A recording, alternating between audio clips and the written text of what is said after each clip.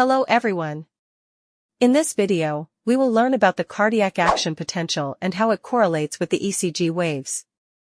The heart is composed of two types of tissues: nodal tissue, found in the SA and AV nodes, and non-nodal tissue, atrial and ventricular myocytes and Purkinje fibers. The action potential in these tissues follows different patterns. Nodal tissue has a slow, A-shaped action potential. Non-nodal tissue has a rapid, R-shaped action potential. Let's first understand the action potential in nodal tissue and its correlation with the ECG. The first phase is the phase 0, or atrial depolarization. Here, L-type calcium channels opens, and calcium enters the myocytes, leading to depolarization. This triggers atrial contraction. This is followed by phase 3, atrial repolarization, where potassium is taken out from the cells, which represents AV node delay before the impulse reaches the ventricles. Now let's understand action potential in non-nodal tissue, atrial and ventricular myocytes. The first phase here is phase 0, or ventricular depolarization.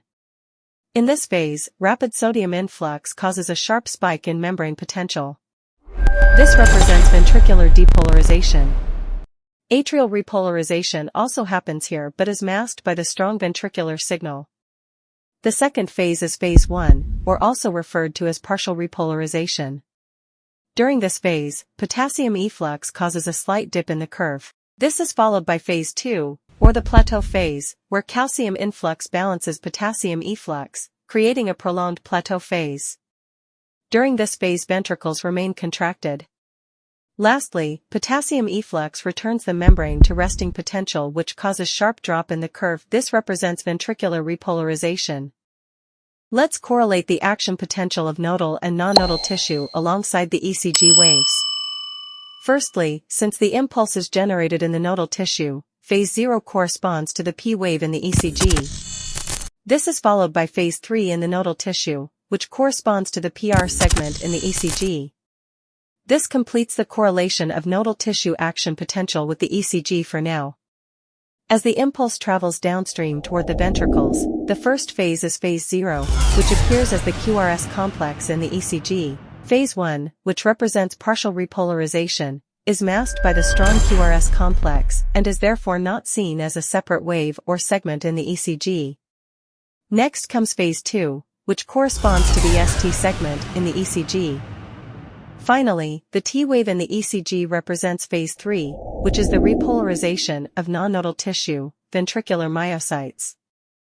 Now, an important concept: phase 4 in both nodal and non-nodal tissue occurs after the T wave. Pay close attention. In nodal tissue, phase 4 is not a straight line but inclined due to slow depolarization caused by calcium entry through T-type calcium channels.